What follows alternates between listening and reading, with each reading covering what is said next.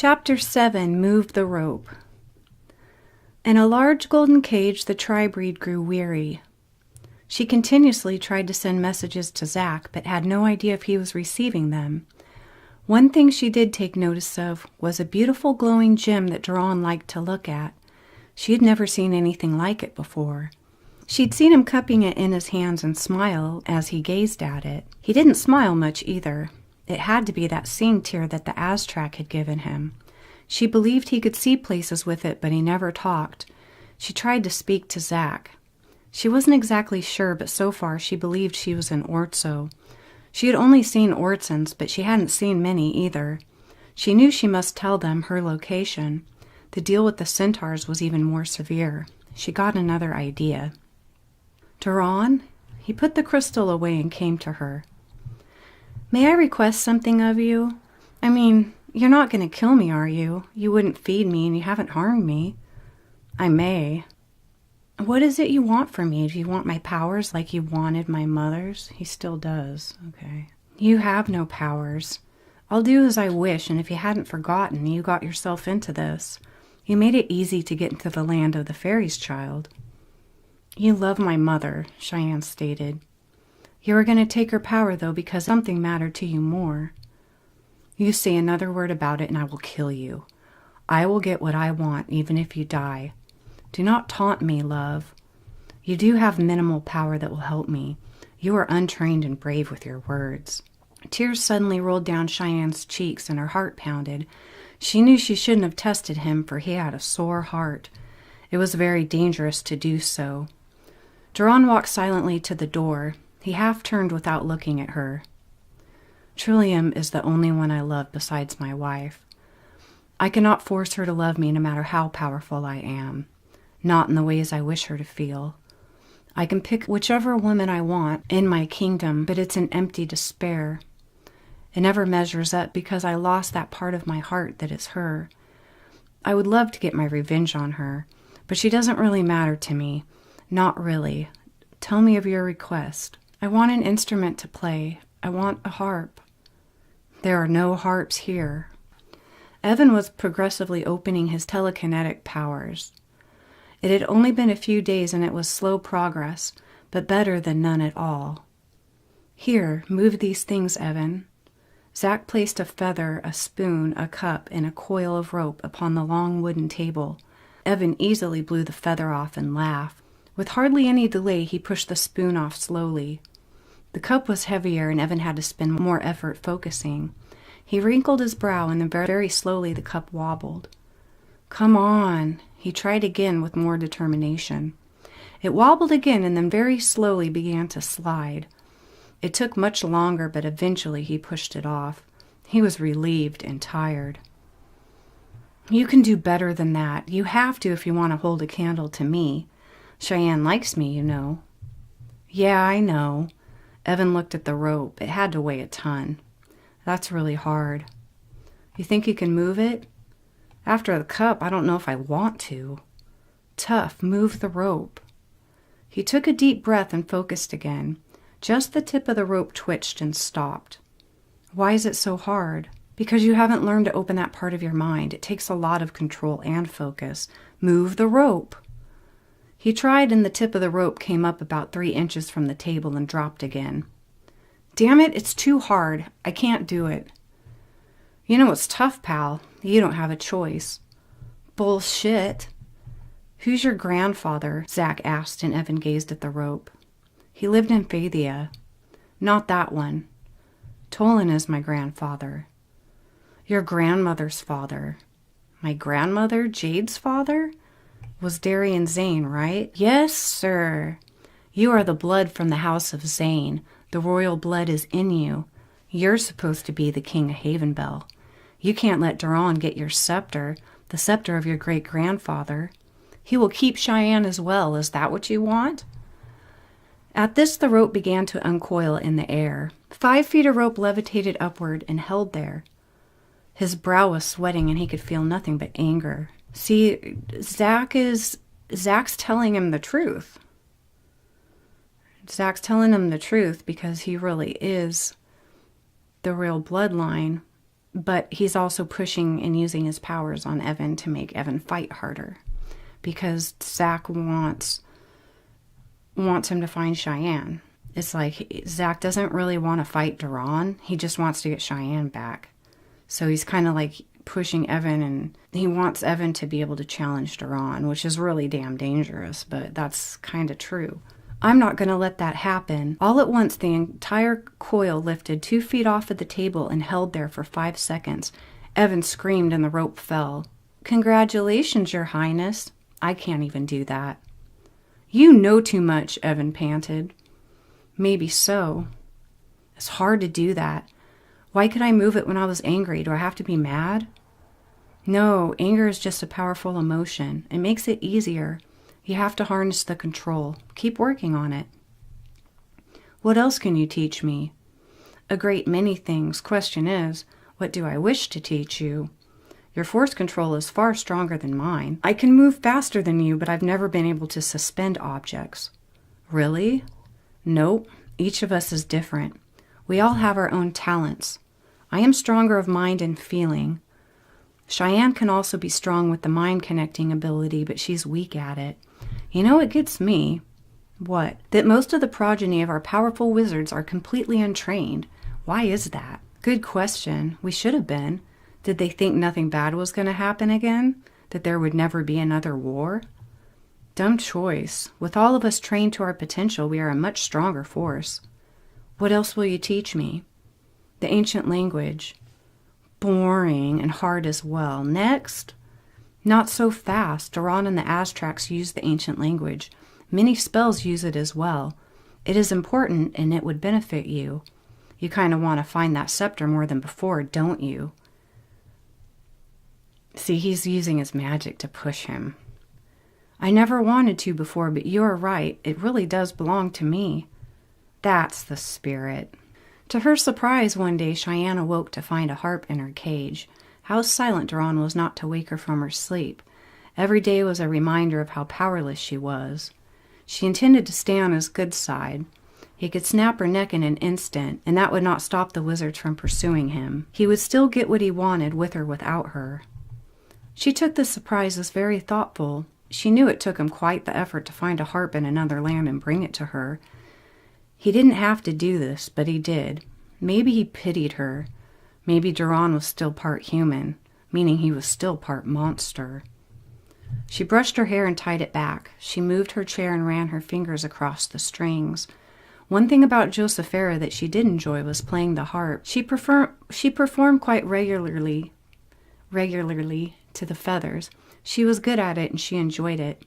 The harp itself was old and by no means beautiful. She imagined she would spend a lot of time tuning it. Ortsons were rough, but much to her astonishment, it was in perfect tune. She was a little out of practice, so she started with the easy song she learned as a child. This harp was harder to play than the one she had at home. By the third song, she had picked up the tempo and was playing smoother now. She could hear someone coming in, for she heard all of the locks on the door being unlocked. Duran entered, looking irritated. He began to look around the room. Cheyenne stopped playing. "They can't stand it." "Probably because they don't like anything good." He smiled, but made no comment. "Thank you, Duran." "Don't thank me. Thank the guy I killed to get it." "You like it, don't you?" "I love it." He cast a golden spell upon the walls of the room and one on the door when he left. "Great, I've been soundproofed." Blaine and his army of Adrella went ahead and gathered near the shore. There was no one around. Zach lowered the anchor and all were excited to explore Claire Anne. "We need a few feathers and 20 others to stay aboard. You are in no way to surrender my vessel. Die with honor first." "Aye," they shouted. Loaded with weapons and supplies, they left the ship in a line. "We really don't need all this stuff. The Centaur are pretty friendly. Won't they offer us goods?" "Maybe, maybe not." They walked for miles before they decided to set up camp. They ate and slept, always keeping someone awake for watch. It was a quiet night. They started again in the morning. The land was truly beautiful. It was full of green forests, rivers, and waterfalls. They came through Einan. "Why is it so quiet here?" Most of the men are probably on this quest. But the women and children? Maybe they went to larger cities for protection, just in case the Ortsons arrived. They began to walk down the road. As they walked, Evan would practice his lifting power by lifting the hanging limbs out of their way and occasionally skipping a rock or two down the road they were traveling. "Stop," Zach warned. "You're acting like your brother. Save it for when you need it." "Yes, teacher." They rested again briefly, and when they started up again, Evan took the lead. "Evan, we must go this way," Zach directed, holding his finger out. "If we cross through here, we'll save a lot of time." Zach was stumped that Evan knew this at all. "The Grove of Souls will melt their minds, the whole army, trust me." "So it would not melt ours? Do you think we could resist it?" "Aye." "Then let's split up. We'll make it ahead of them." "No, we all go the long way." "Fine." They traveled down the road, and right before the clearing, Zach bent to one knee and touched the ground with his right arm. "What is it?" "Shh." He whipped his finger before his mouth, and the color fled his face. "Secrets, deals, sabotage. Draw your weapons," Zach ordered. "What's going on?" Evan asked while drawing his sword. "The hillside. We're about to be attacked." Upon the hillside came over 100 centaur. "You weren't kidding." "Shoot them before they reach us." Feathers came from overhead, shooting arrows upon them. The elves led the ground line and shot as well. Even though the feathers weren't half as good as shooting as the elves, the air advantage scored them several fatalities. More fell on opposing sides, but now their arrows were starting to reach. Zach watched his troops get stuck in many places. "When they get closer, help me pull some weapons." "Why don't you just mind screw them? Why don't you just shut up?" They were halfway to the clashing point. 3, 2, 1. This worked far better than expected, for they took the first 3 rows of their weapons away from them. Then a blessing came. Evan not only suspended them, he turned them and threw them back, almost wiping out the first 3 rows of them. Zach turned just in time to see an enemy lunge at his friend. "Watch out!" Zach shouted and sent a beam at the centaur, knocking him down. Evan never moved so fast in his life. He leaped 4 feet away in an instant. "Kill all centaur!" Zach sadly realized that he had under half the crew he had before. They were almost upon them now. "Garrett, protect us." Evan, Zach, and all that were left attacked the centaur. Arrows were still being shot at them. Garrett threw a pink shield around them, but it wouldn't hold long. "What are we going to do?" "Evan, you're flashing. Calm down." Seeing Zach's eyes frightened him. Zach held his hands out in front of him. They flickered like lightning in the clouds. "Come on, Zach, we need to concentrate. The shield won't hold long." Garrett pointed at Evan. "You! Run and hide, now!"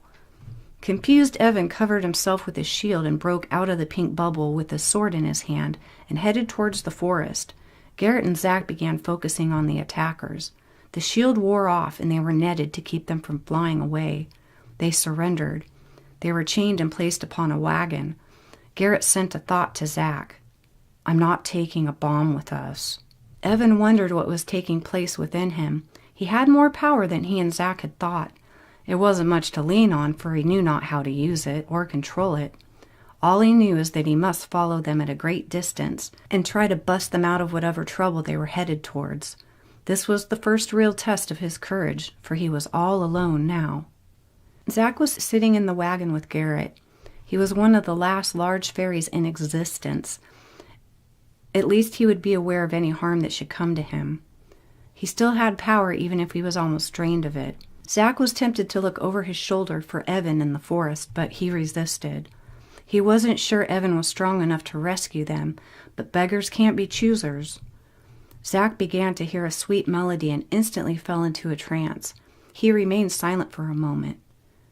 "Garrett," he pressed with his mind. "Can you hear that?" "Yes."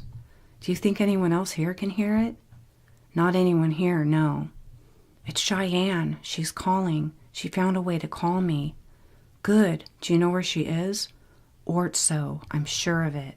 I've been screening these guys. I know what this is all about." Talon approached the head of the council nervously. Before he opened his mouth, Neja stared at him. "You wish to speak alone?" "Aye." Then let's go below. Talon followed him to a private room. I felt something strange the minute we left for sea. It must be you. I only gather tiny thoughts of yours. As disappointed as I am with my son, he can read minds better than I. Yes, sir, your son Zachary. What do you have to tell?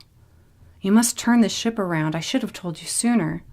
What is this business with the horses? Shh, keep it down. All of the centaur on the ship are against you. I could feel deceit. Why would they? They want your winged horses and fairies. They'll do anything for it. They are working with the Ortsons, who will give them brew, treasure, and feathers. They will use your son to pull in the others. Duran wants all of you dead. You are only standing in his way. You need to turn the ship around and go to Claran. Nay, but thank you. You're going to chance his death? He won't die, at least not easily. Are you listening to me? Are you listening to me? Our children are bait to bring us all together to our demise. We are in no way to give up the Pegasus. If we trolley down to Claran, they will be waiting to attack us. We continue our single mission, and when we land, we must kill all centaur except for you. The horse war has begun.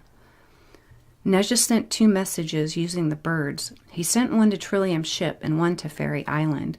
He hoped they hadn't gotten too far.